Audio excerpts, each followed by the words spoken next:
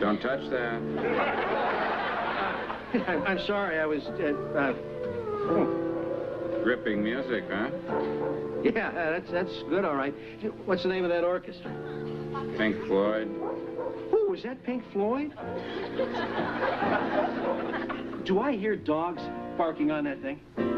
I do. Good, aren't they? Hey, here's a thing called Pigs on the Wing. What does that sound like? I don't do requests. So just keep up the good work. Giving it all I got. So I see.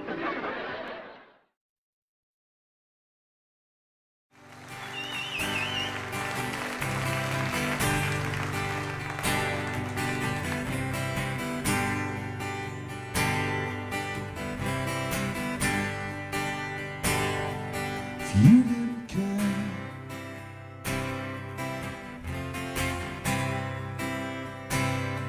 What happened to me? Animals, released in January 1977, was the first of 3 Floyd albums which were masterminded by Roger Waters and built mainly around Waters' compositions. Fortunately, the album also coincided with Waters reaching his very best form as a writer. I guess there was a lot of pressure on the Floyd when Animals came along, but they've always had this kind of foresight somehow, or just whatever they were. It was like with these bands of the era, you know, the bands always seem to be formed out of some sort of cosmic accident, you know. Animals works very, very well as a suite of songs, but we're beginning to see the hallmarks of Roger Waters coming to the fore. We're seeing much less of Rick Wright on the keyboards and much, much less of David Gilmour. Now that's not necessarily a bad thing, because Waters is very much at the peak of his form. This is an excellent album. It's very rarely cited as a Floyd fan's favourite album, though I would have to say it's probably close to being mine. I think it holds together very well. There's a uniform quality to the compositions, and there are some very interesting lyrical and melodic ideas being displayed on the album. I'm afraid that Animals for me is the beginning, the parting of the ways for me with the Pink Floyd. I just began to see it as I found it quite indulgent, and I found the music had become very remote. It was no longer friendly or relevant. Personally, I liked the album. It was written almost in totality by Roger Waters, and I think that shows. You know, he was really starting to grab the writing reins and move forward. So of course Gilmour in some ways appears to get pushed to the background.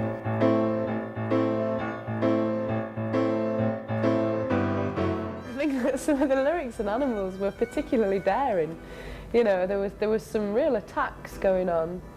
Hey there, White House, that kind of, you know, that's a brave move for the time, you know, and they knew this album was going to go everywhere. You know, they knew they were really going to probably get some flack for that. It was always brave. Whatever the Floyd did was always just, we're going to do this. You know, whether it was against the record company, whether it was against the government, whether it was against the time, the fashion, they just did it. And I think that's really one of the things that made them so successful.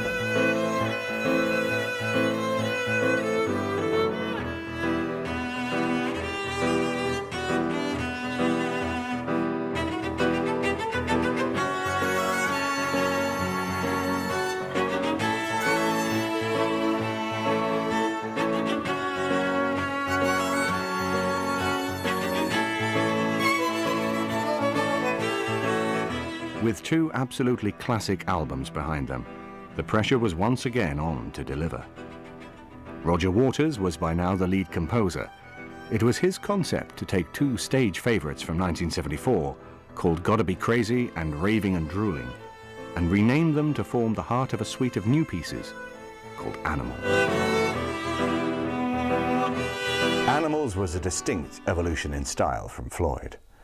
Waters' lyrics were increasingly important and had come to enjoy equal prominence to the album. The lyrics were full of vitriol and bile, which would dominate the next 2 Floyd albums. Animals also marks the first Floyd album which was devoid of any compositional input from Rick Wright, a trend which was set to continue onto the wall. Rick Wright plays very much a backseat role in this album. He plays a lot of pads, simple backing. But the lovely Rhodes piano intro to Sheep is one of the last times we'd hear him in full flow for quite some time. Absolutely excellent. I didn't really like a lot of the music on the album. I have to say I didn't fight very hard to put my stuff on, and I didn't have anything to put on. I mean, I played on it, and I think I played well, but I didn't contribute to the writing of it. But I think also Roger is kind of not letting me do that. This was the start of the whole ego thing, I think, in the band. Animals. It was the start of a kind of a dispute between Roger Waters and Rick Wright, their keyboard player, and Dave Gilmour, their lead guitar player, which was sort of I think there's quite an angst-ridden atmosphere while they were actually making that album.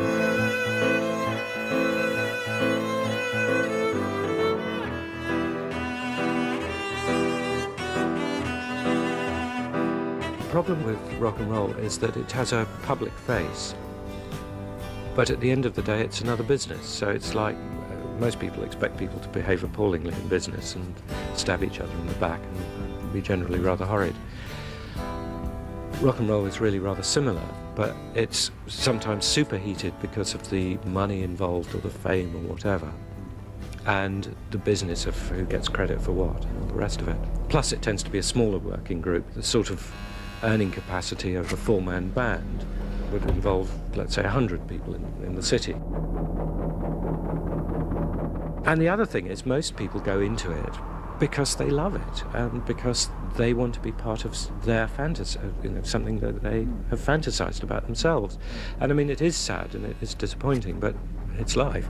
Most of the fans, when they see a band, one of the things that attracts them is that it seems like a wonderful relationship. I mean, it's a bit like watching soap operas, in a way. I mean, because the public face of it are these guys on stage clashing guitars together and doing little dance steps together or whatever. I mean, it is the unfortunate business of the fantasy being that the lovable mop tops who are all the best of friends, and real life, which isn't like that. You have arguments, you have fights, you like some people, you don't like others, and of course rock and roll does attract some lunatic, most lunatic people you could hope to meet.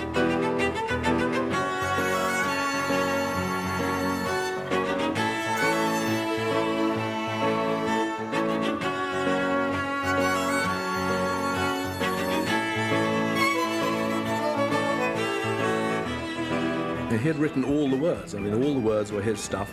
That's the way he wanted it, and we were perfectly happy to go along with that because it was my budding lyric writing thing that I'd done a few in the 60s and early 70s and stuff, and my solo album stuff, but I had had very little practice at it, and I feared and still think I'll probably never get to be as good as Roger. In fact, I'm flat on the floor. My direction is lost. I should pause to take stock. It's a new one on me to even dream that you're free. It's interesting that the two members of Pink Floyd that rushed to make the solo albums were Rick Wright and David Gilmour in '78. The two members who, you know, for many, their vocal blend was Pink Floyd, and the image of Live at Pompeii with the two of them singing Echoes, you know, they were like Pink Floyd's leaders to the untrained eye.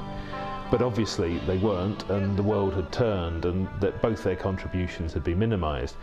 And the thing with Gilmour's solo album, you know, he went over to France, it was done in a really short period of time, he hooked up with two old mates from the old days, and, you know, he said it was a blast.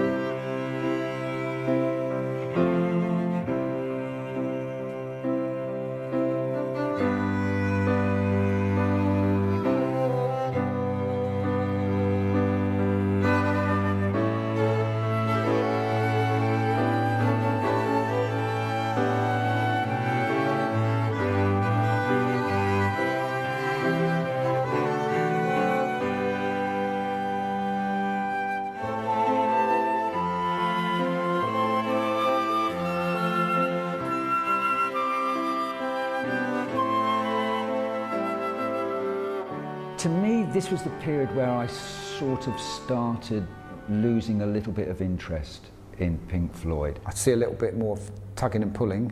You can hear a little bit of that as well. But a great record, really well played, even better produced, and great sounds, great playing, great playing.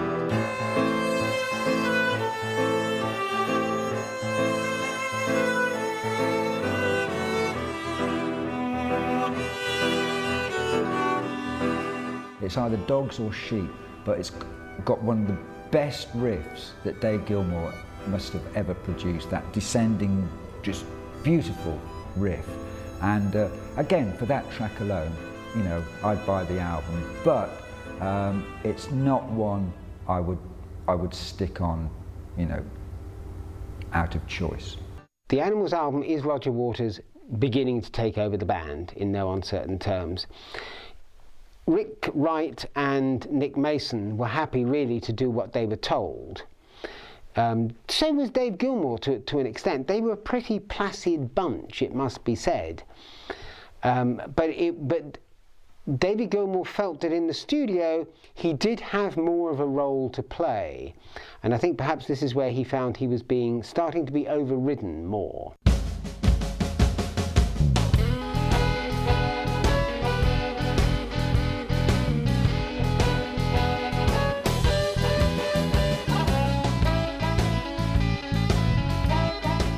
They were looking for a guitar player. Their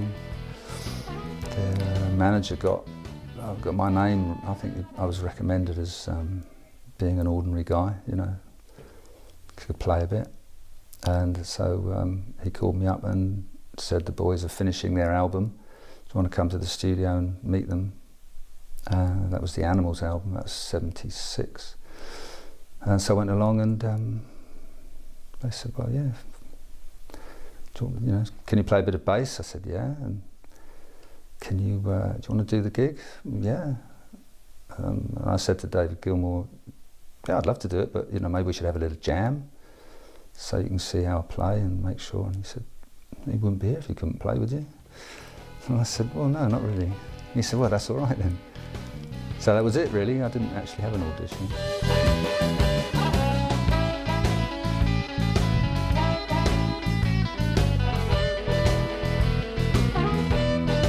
But I didn't really realise they were quite such a big band.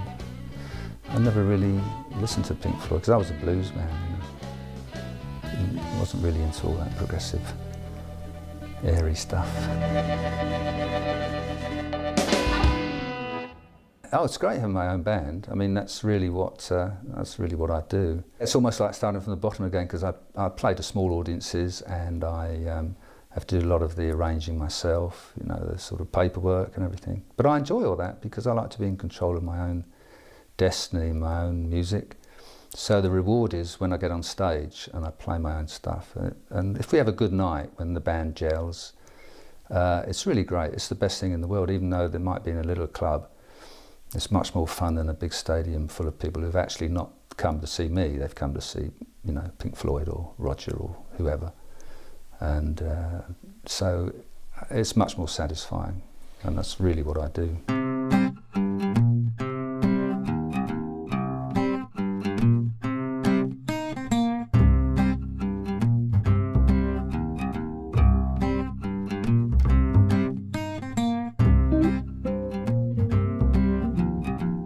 I'm pretty happy with the way things have gone. I think I'm very lucky because I'm still really enthusiastic about what I do. Like I was when I was in my teens or early 20s. I was really excited about doing things. I still am, and I think that's really lucky. And I've got plenty more to do, plenty more to say, and I just enjoy playing. So I don't really have any expectations of things taking off and getting bigger. When I first started playing, my only ambition was to earn a living playing the guitar, hopefully playing my own music, which I've done most of the time. I mean, people know me for what I've done with other bands, but between all that, over the years, over the many years, between doing those things, I've just done my own thing. Quietly, I've got my own path to go down, and I just go down it, really. There's a load of crap each side going on, but I don't take much notice of it. I just, I do my thing.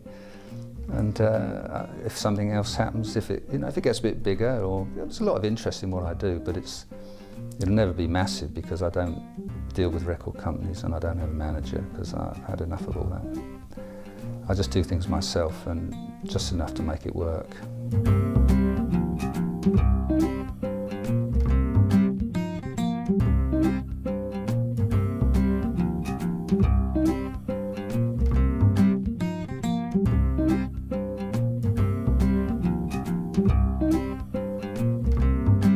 Well, I enjoy playing with Roger. It's great to get a taste of the high life, and I've known Roger since 1976. And I'm really pleased to be still involved in such a sort of big show. I mean, we have our own plane and we stay in the decent places and play the big venues and get looked after and get nice food. And I enjoy the music. I love the songs. I've got a lot of respect for Roger, especially his lyrics, and he's written some really great songs. And I enjoy playing them every night, so why not? He knows what he wants and he will get it done.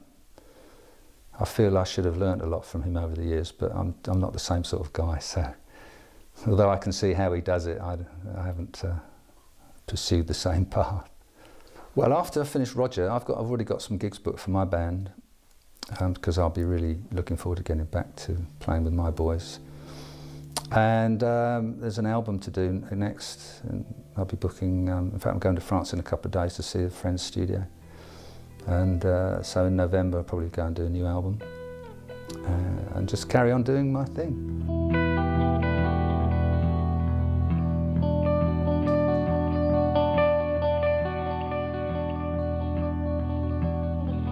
Animals had worked well enough as a project, and for the first 6 months of 1977, the band toured the stadiums of the world, promoting a tour which, given the huge size of the venues, was ironically dubbed Pink Floyd in the flesh. There is an idea, or there has been an idea for many years abroad, that if you play very large rock shows, it's a very uplifting and wonderful experience, and that there's a great contact between the audience and the performers on the stage. And I think that that is not true. I think that in very many cases, it's actually a rather alienating experience for everybody. Tickets for the In the Flesh tour sold in huge numbers, further cementing Pink Floyd's status as one of the biggest acts on the planet. But inside the band, all was not well, especially in the hothouse climate of the sound studio. After 1977's In the Flesh tour, Floyd abandoned the material from Animals, and it was never again performed live on stage. Only Roger Waters kept the faith with the material he had written, but without the rest of the band, the material never sounded the same. And as the fear grows, the band that slows and turns to stone.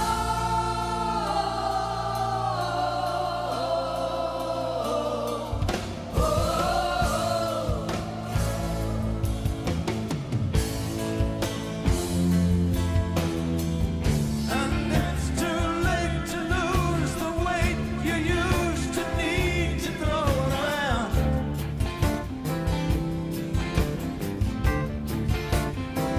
So have a good drown as you go down for the Lord, dragged down by the storm.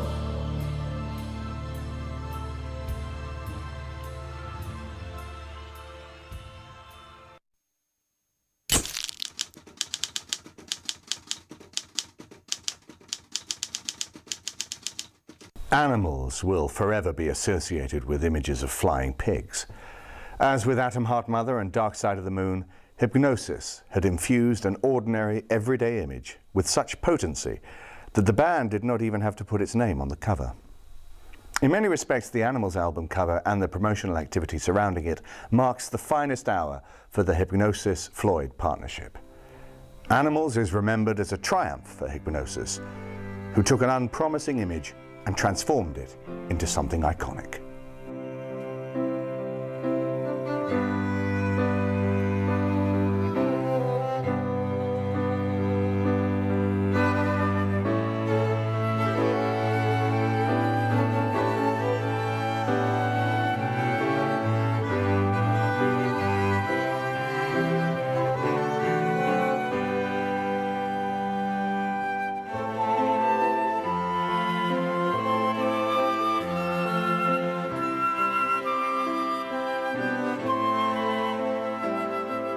with Animals, it created the basis for a very successful, huge American tour, and of course it was famous for the cover, if as much as the music in a way, because they had the famous flying pig over Battersea Power Station, and somehow or other it managed to escape, and the pig flew off over London, was last seen flying over London Airport at 5,000 feet.